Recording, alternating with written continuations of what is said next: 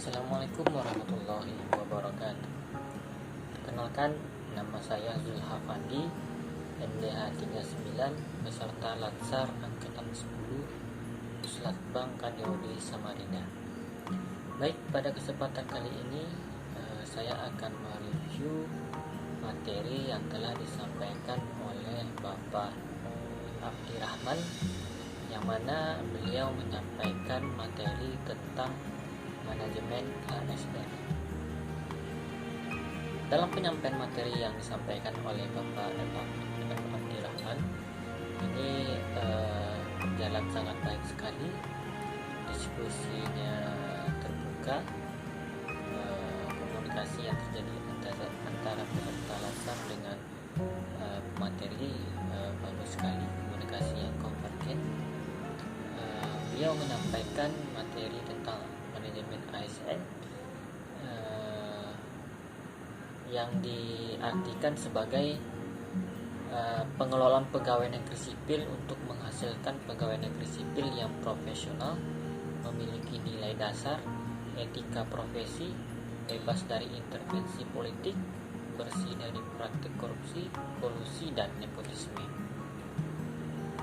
Kita mengetahui ada 3 pokok fungsi dari seorang ASN. Yang pertama itu sebagai pelaksana kebijakan publik, yang kedua itu sebagai pelayan publik, dan yang ketiga itu sebagai perekat dan pemersatu bangsa. Untuk mendukung tugas dan fungsi ASN yang 3 tadi, selayaknya seorang ASN itu memiliki beberapa kompetensi yang dapat mendukung kinerjanya. Yang pertama, kompetensi yang perlu dimiliki oleh seorang ASN adalah kompetensi teknis. Ini terkait bagaimana meningkatkan pengetahuan, keterampilan, dan sikap atau perilaku yang dapat diamati, diukur, dan dikembangkan secara spesifik berkaitan dengan bidang teknis jabatan. Yang kedua adalah kompetensi manajerial. Ini berkaitan dengan pengetahuan, keterampilan, sikap, dan perilaku yang dapat diamati, diukur, dikembangkan untuk memimpin dan mengelola unit organisasi.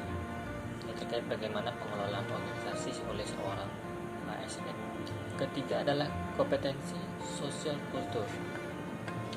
Nah, ini berkaitan dengan bagaimana seorang ASN itu menginternalisasikan nilai-nilai sosial kultur, nilai-nilai agama, nilai-nilai suku dan budaya yang ada dalam lingkungannya. Nah, 3 kompetensi ini sangat mendukung sekali bagi pengembangan dan pengoptimalan kinerja dari seorang ASN. Materi juga menyampaikan tadi bagaimana proses seorang ASN itu bisa menjadi ASN seutuhnya. Pertama itu melalui pengadaan atau perekrutan, yang mana syarat utamanya adalah warga negara Indonesia yang memenuhi beberapa syarat yang ditetapkan oleh peraturan pemerintah. Terus ada, kalau memang dia masuk dari tenaga honorer, bisa juga ada pendaftaran honorer.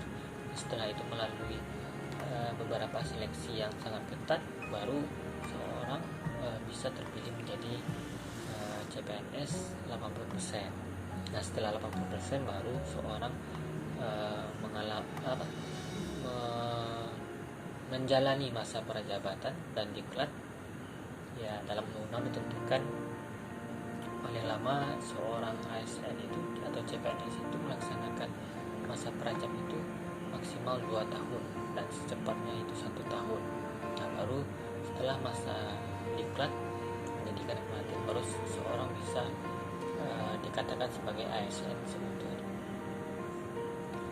Dari materi yang disampaikan Bapak Abdirrahman tadi juga terjadi diskusi terkait mengenai PP nomor 11 dan PP nomor 17. Jadi PP nomor 11 ini mengatur tentang manajemen ASN, dan sementara PP 17 ini mengatur perubahan dari PP 11 tadi. Jadi ada beberapa pasal-pasal pembaharuan dari PP nomor 11 tadi.